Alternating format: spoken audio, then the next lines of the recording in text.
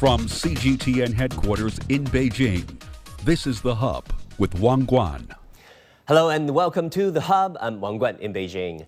8 decades after the end of World War II, Japan's new militarism is once again raising serious concerns across the international community. At the United Nations Security Council this week, China urged Japan to reflect and correct what they called dangerous and misleading remarks on the Taiwan question, warning that such rhetoric challenges post-war international law and sends a highly irresponsible signal. While some attempt to dilute historical responsibility, others choose to preserve historical truth. Evan Kao, a pawn shop owner and internet and social media influencer from Minnesota, the United States, first connected with China after donating a World War II photo album. In November 2024, he came to China himself to see the country up close and explore new opportunities in a changing world. So what risks does Japan's new militarism pose to regional stability? And at the same time, how can personal experiences like Evan's help preserve historical memory and build understanding between people in today's tense world? In November 2022, Evan Kao donated a vintage photo album documenting Japanese war crimes during the invasion of China to the Chinese Consulate General in Chicago. Since then, he has continued to donate related wartime materials, helping bring historical truth to a wider audience and demonstrating a strong commitment to conscience and justice.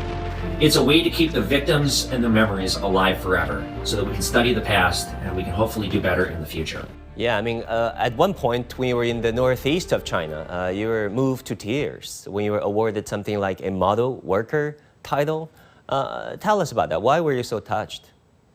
Well, I went through a lot of really crazy stuff, and there was a lot of trauma that I endured. One being the subject of a viral video that gets picked apart 7 ways from Sunday. I mean, there was so much negativity about my original video. And in a lot of ways, I'm carrying the weight of some really heavy stuff on my shoulders. People compare me to Iris Chang, who wrote The Rape of Nanking. Yeah. This is a learned scholar and historian who devoted her life and ultimately gave her life in a lot of ways to the terrible history. And here I am, a guy who made a video and made a donation, and I'm equated with her. So a lot of stuff that I do when I travel, it has some really heavy connotations. Whenever I travel to Nanjing, I feel a very heavy shadow following me. I've been there twice now for Memorial Day. And in a lot of ways, it kind of feels like I'm the pallbearer of a funeral for 300,000 people when I go there on that day. So it's really intense and heavy, and it's a lot for me to take in. And I'm often moved to tears, whether it be by the beauty of people saying how touched they are by what I did, whether it be the fact that I'm standing at the site of a war crime and I'm looking at an open graveyard with skeletons in it, or just whether it be the fact that I have, again, touched so many people and I moved so many people by total accident. And it's just a lot to take on and handle. I mean, the other flip side of it too is I decided when I came to China that this wasn't going to be only about World War II. I mean, I'm here as a symbol of what happened. I'm here as a symbol of remembrance. I'm kind of, when you think of World War II figures, a lot of Chinese people now think of me, and I have an honor and a duty to represent that. But I also want to do something constructive. I don't want to be bogged down and only focus on World War II stuff when there's a lot more positive things with a lot of happy emotions that I can do as well. So that's kind of how the brand has evolved with me. Is it started out from World War II, but now it's about travel. It's about showcasing modern China. It's about me as an American symbol traveling through China, being a representative and a figure of U.S.-China relations, especially at a time where U.S.-China diplomacy is at quite an impasse. You know, if you look at the mainstream Western American narratives on World War II, they focus largely on Pearl Harbor, right? On Normandy landing, on the European theaters and then on the Pacific theaters, largely ignoring the sacrifices, the losses, the engagement, the battles between the Chinese people and the aggressors from Japan. Now, you're doing something quite extraordinary, that is to bring to light the wartime atrocities committed by the Japanese aggressors, the militarist aggressors, the atrocities committed against the Chinese people. How do you feel about it, being one voice, a lone voice against the mainstream narratives of your home country? Well, I think the accident of how I got here kind of highlights just that, in that in the West, in America, we say we won World War II. We means America. We doesn't mean America and everybody that America worked with to win World War II. We just kind of seem to take all the credit for it. And, that's simply not accurate. Had Japan not broken its military might trying to take China and incurring such heavy losses, there's a very real chance that World War II would have gone on longer. Ultimately, would the United States have prevailed and defeated Japan? I don't know. Who's to say? Probably. But it might have taken a few more years. There might have been a much higher loss of life. Had Japan not expended such incredible military forces trying and failing to take China, I really think China is what screwed up the Japanese war machine more than anything, and the resistance that the Chinese people gave against Japan. So a lot of Westerners don't seem to know that, or when they think of what China did for World War II, they think of the Flying Tigers, and then they beeline to, oh, we gave them the planes. So, we basically did that. They don't think of the resistance that happened amongst all the guerrilla fighters, all the people on the ground, all the incredible losses that Japan suffered trying to take China and trying to hold China. And I think it's just in the West largely forgotten the sacrifices that China made. And I would like to do my part in educating the world that World War II was a group effort by the Americans and all the people it allied with, whether it be we supplied, we trained. The fact is, other countries spilled blood, a lot of it, to stop totalitarianism and fascism. Yeah. And had we not all worked together and shed blood and men and died, it might have gone differently. If World War II had gone differently, we would be living in a completely different, terrible, terrible world. I mean, the world's already, don't get me wrong, the world's already pretty bad right now, but it would be way, way, way worse had things not gone the way they did. Yeah. We don't know what Trump's peace committee will lead to. Elon Musk joked today at the World Economic Forum in Davos saying that he thought the peace committee, by peace, he means PIECE, taking Venezuela or taking Greenland one piece at a time. Now, on let me just kind of quickly inject this. I would just like to say I also hear I'm privileged to be in this position, and my position seems to be becoming more and more topical and relevant. And that is, I want Chinese people to know Americans, they're average people like me, and what you see represented on TV does not represent the people at large. Look at what's happening in my home state of Minnesota. Yeah. You have a clash happening of federal versus state rights, Yes. of the people versus the will of the government and the way it's unfolding. And I just want people to be reminded that what they see on TV, if they don't like the leader of America, just know that the American people aren't all falling in under that. And I'm in a unique position right now to be this American who's a good face, who wants diplomacy, who wants peace, who wants to come to the negotiating table, who wants to advocate for communication and dialogue, not destruction. Personally, I'm not a fan of what is happening back home. I am horrified at what I see on TV. And I really, really, really don't like the direction that my country is going in terms of how it carries itself, how it conducts itself on the world stage. This is not what being an American means to me. Yeah, what I want to say is what happens in the Beltway in Washington can be a totally different city, with totally different people. That's another story for another discussion. Now, on a happier note, Evan, we're celebrating the Lunar New Year, the Year of the Horse. Any wishes in the Year of the Horse for our viewers? Well, I'd like to continue what I'm doing. I'd like to continue having the impact that I'm having. There's a lot I want to see and do. Traveling China, continuing to build my brand and my message. And, this is a time period where we need unity and peace and harmony and understanding and dialogue and being able to communicate with each other, because the world seems to be teetering and flirting with the idea of World War III. And it's people like me, average people, need to be injecting their voice and their opinion and their positivity into an ever-degrading landscape of something truly disturbing that seems to get worse every day.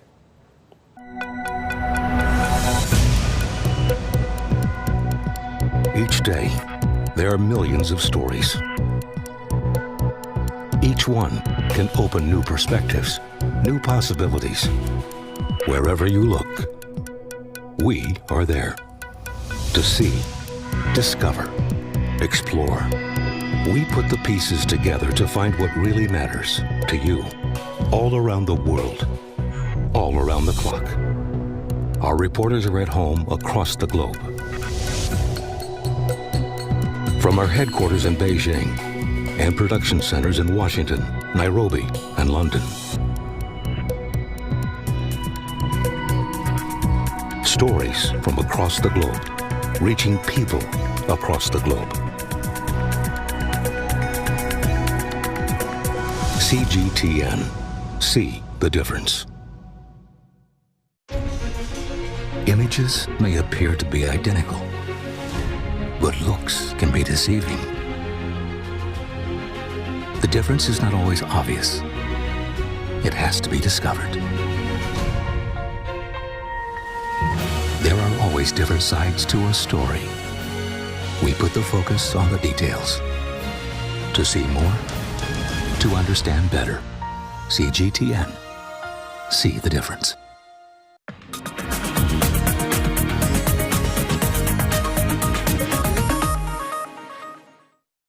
In November 2024, Evan Kao set foot in China for the first time, further deepening his connections with the country. 我在今天，你呢？ So far, he has traveled to more than 40 Chinese cities, experiencing local life and culture along the way. China has become an important new chapter in his life, and through his actions, he is helping build bridges of understanding between China and the wider world. This is a very beautiful place. I can't encourage people enough to come here, especially if they enjoy the outdoors and experience the environment here. You do a lot of social media stuff. You're based in China. Maybe you can tell our viewers what your life, your work, your career is right now? Absolutely. So when I came to China, it was just to pay my respects in November of 2024. It had been 2 years since the donation I made of the World War II photo album. I waited 2 years. I wanted things to die down. There was a lot of feelings, and a lot of Chinese people had a lot of emotion on what I had done, and I wanted everything to just kind of chill out before I came and became this figure. But I only came here just to pay my respects. I wanted to be in Nanjing on Memorial Day. I wanted to see the country for myself and see the people that had so openly taken it in their arms, or at least what I thought was digitally. And when I arrived, I realized I had an opportunity to take a moment and, I guess you could say, turn it into a movement. And it's something I wanted to do for the construction of peace and diplomacy, to build better bridges between my country, the United States, and China. I've become this figurehead of what Chinese people imagine the, you might say, ideal American, or what a good American looks like. And I wanted to build something with it that was long and lasting and had a lot of meaning. And that's what I've now taken this moment and turn it into, is becoming this figure, this American fish out of water, you might say, that goes all over the country, travels it, experiences it, and makes these videos and broadcasts them, not just to Chinese audiences, but an international audience, to give people a better understanding what the real China is like. Because people that consume media about China, they probably don't have, at least if it's in the West, they probably don't have a good opinion about China. And when I came here and I saw what China was like, I thought it was kind of my duty to take this popularity and do something constructive with it, to show the West, hey, this is what China's like. You know, this is me, an average American, traveling China, having these great experiences. Maybe you as a Westerner should come here too and check it out for yourself, rather than forming an opinion that you got from the media. So, Evan, you're huge in China. Last time I checked, you have around 4.7 million followers. I mean, you show them everything. You know, everywhere you go, you're traveling with 2 ducks, and you're doing acupuncture, right? Fire cupping. That scares some people in the West off, but you loved it. Yeah, I mean, I'm an adventuresome person. Everywhere I go is a new adventure. And I think what's particularly unique about me, I'm from the Midwest, what was considered a flyover state, and I was the center of international news, Minnesota. But I am a person from kind of, I mean, my background is pretty eclectic, but, you know, I come from very humble and traditional roots, and I was not well traveled. And now I go all over China and I have these adventures, and I'm kind of uniquely positioned to be this person having these experiences. I really hope people, particularly Americans, or people in the West, they see a Midwesterner without, you know, a terribly exciting background suddenly has this exciting life and has these adventures. And I hope they see what I do and how I do it and the life that I live, and they want to check out China for themselves, or they want to learn about China through my eyes. Alan, you have a huge fan base, especially after the Lunar New Year Gala that is, you know, according to multiple sources, the most watched gala show, variety show on the planet. I was pretty blown away when I heard just how many people saw me on TV. I knew it was big, but then I saw the number and I was like, how many people? So yeah, it was an honor to be invited last year as a presenter, and I'm looking forward. I'll be in China this year for the whole Lunar Festival, so I'm looking forward to watching it on TV like everyone else this year. Yeah, I want to bring you back to that episode because it became a familiar face after the Lunar New Year recording. It seems more fun as a audience, a member of the audience, than actually being there, sitting there, going through the rehearsals and doing the recording. Yeah, it was. I mean, it was great to be a participant, and I was, to be honest, ignorant what I was being invited to and how big of a deal it was. I mean, I was ignorant of how many people were watching it until I heard the actual viewer number. But it's a lot of work. It was great to be a participant and get to have that experience. But it was. I had to go to, I think, 7 rehearsals. A lot of work went into it, and I'm looking forward to watching it and seeing as a viewer what it looks like. So what do you think is the biggest contrast for an average American? China may be just a spot on the map, but for you, it's a place in the heart, right? If you zoom into the Chinese society, its social, cultural, historical background, is the vibes that people give you, the human touch, wherever you turn. I mean, what is the biggest contrast, if you compare the China that you read on American textbooks versus the China that you experience right now, right here? Well, I think the biggest contrast is the agenda the U.S. media and the Western media portrays China as being this dystopian, authoritarian hellhole where there's terrible things happening and everyone's under surveillance. And there's just all this negativity and all this boogeyman whispering about what China is. China wants to take over the world. They're spying on us. They're harvesting our data. They want to destroy us all. And like Exactly. what you have perpetuated in Western media, and that fundamentally and simply by my travels and experiences is not true. So me being able to come here and experience this and show Americans, hey, come here, check it out for yourself, I think is really important for soft power diplomacy. I'm not an elected official. Nobody gave me a government position. I don't work with the U.S. government or the Chinese government. I work by myself doing what I think is right. And that is showing people travel is good, go to places, form your own opinion. If people come here and they don't like it, well, at least they came and they checked it out. There's very few places on earth you should not travel, and China most definitely is not one of them. But I think a lot of Americans think that it is. I have some friends, they don't want to come here. And they know what's happening to me. They know if they came here, they would be in my company and everything would be fine. But they have read so much nonsense and hysteria about what China is, they're afraid to come here. And I think that's true, at least for a lot of average Americans. They would not want to come here because of what they hear. And you got to see it to believe it. Don't judge a book by its cover, as they say. So that is what I see as my role is now with this popularity that I have, is breaking down these constructed ideas, these artificial ideas of what a country actually is, and getting people to travel. And it doesn't just go with the Americans and Chinese. I'm hoping people take a page from me on what I'm doing and they apply this to other countries too. If there's a place that maybe you don't want to go, maybe you think something about it that is scary about it, look and see what happened to me and think, well, maybe I should go there and check it out for myself.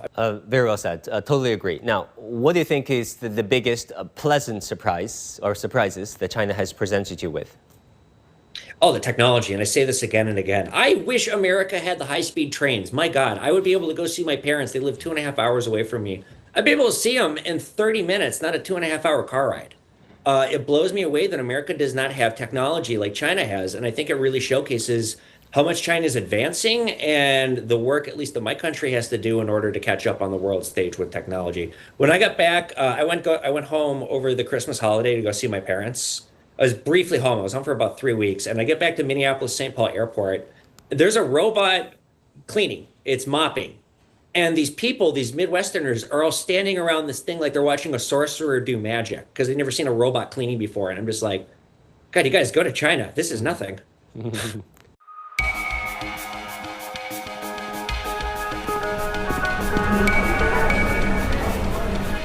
You're watching breaking news on CGTN.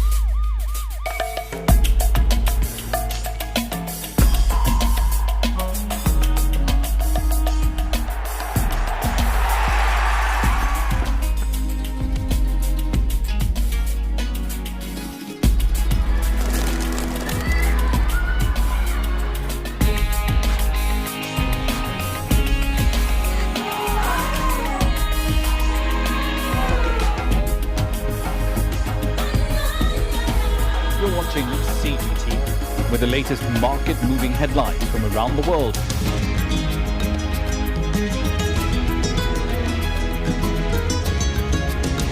Welcome to the world today on CGTN.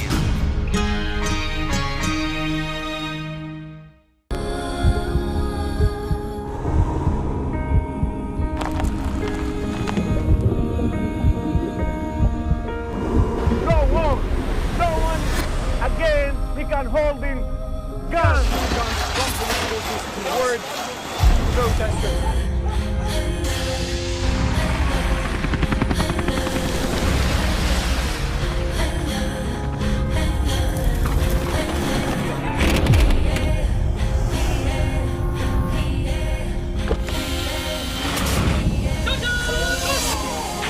Were you worried about your life at that particular time? Not at all. Excellency, thank you very much for your time. What is your assessment of the state of the continent today? Africa has the potential to power itself. Excuse me.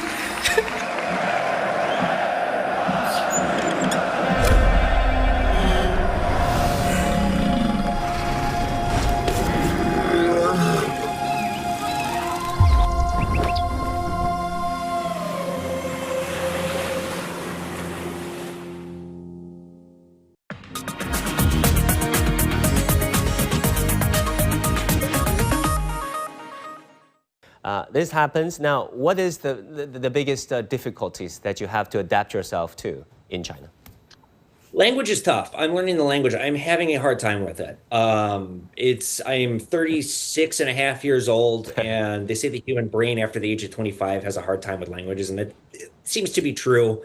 The different accents of China, too, are vast. You go to different areas. I travel in a lot of rural areas. People have heavier accents, and so it's a lot harder for me to talk to people without help, because my Chinese is just, I'm still learning, and it's going to take me a long time to learn. Language has never been my strong suit. I majored in Japanese studies. I was never good at the Japanese language. Just language as a whole is really hard for me. And Chinese, for a Westerner, at least for an American, is one of the hardest languages you can learn. So that's a barrier. There's definitely cultural barriers too. Being an American is different from being Chinese, and just the way that I am, how I carry myself, how I think, how I talk, how I am. Average Chinese people are not like me, and that's kind of part of the joy too, and the charm is I'm a unique American. But sometimes culturally, I have a lot to learn with assimilation, and just kind of with how the way people conduct themselves, how they talk, how they carry themselves. I'm a very outgoing, loud, and you might say like a fun person. And more Chinese people seem to be a little more reserved. So my clash of personality against the backdrop of what is an average Chinese person culturally, there's definitely a difference. I think that's part of what makes the videos so interesting, what makes me so uniquely suited to do this. But like I definitely have some experiences where culturally I have a lot to learn. Right. What is the most convenient parts of living in China? Well, again, the technology, the ability to order anything on your phone at any point in time, any time of day, in America, and the price point too. It's so expensive in America, and it is only getting more expensive. And like, today I ordered some fruit here, and then I thought, oh, you know what? I also want to order some cheese. So then I ordered some cheese. In America, if you're getting things delivered, you're paying like upwards of 100% of what the goods actually cost just to have them delivered. And it's just so ingrained here in China as part of everyday life that it's affordable to sit and have things delivered. You forget something at the store, well, just order that too. And it comes and it's affordable and it's convenient. And in America, like, if I want to order fruit, just fruit, right? I spent America probably about $6 today on some fruit, and with delivery and everything was like about $8. I'm looking probably at like $30 in America. And then if I forget something, probably another $30. So just the affordability here is so much better. In what ways do you think China can improve, or the city you live in can improve to make it more expat friendly? That's a good question. The language barrier, it actually surprised me how few people in China speak fluent English. I thought it was going to be a much higher number. There's this ongoing joke. I ask people, you speak English? And everyone says, a little. A little means I can say a little, and that's about it. So the language barrier, you know, I do have help. I have a team that helps me with videos, and they travel with me, and it makes going out easier. But like on my own, I could figure it out. It would be tough. And again, technology is going to render this this barrier obsolete. In the next 2 years, I think there's going to be incredible leaps and bounds in tech. But so far, I have found that to be a little bit of a barrier for me. And if somebody's coming here and they don't speak any Mandarin at all, they will probably have a little bit of a harder time. You know, it's a learning curve. You figure it out. I've been here for a year now, and I could go out on my own, and I could get by probably just fine. The taxi cab situation is a little bit tougher. And occasionally, like, you know, random people, sometimes they don't know who I am. They just want to make conversation, especially in Tianjin. People are chatty. And like sometimes if I'm out for a walk by myself, people start talking to me, and I'll just be like, I don't know what you're saying. I'm sorry. People in Tianjin are very friendly, folksy. I love them. Yeah, they sure are. Now, you're a happy person, obviously. You're outgoing. Do you want to say a New Year message in Chinese to our viewers? 新年快乐. I'm looking forward to peace and harmony in China and having another year, and the privilege and honor of being an American, traveling China and showcasing not only the beauty of this country, but the beauty of human love and coming together and understanding across borders and cultures for the sake of we're all one species and we need to work together for better things. Great. Evan, great to have you. Happy New Year. Thank you so much. Good to see you again. Thanks for having me back. That's it for this edition of The Hub. Thank you so much for tuning in. Our news coverage continues on CGTN. Bye and take care.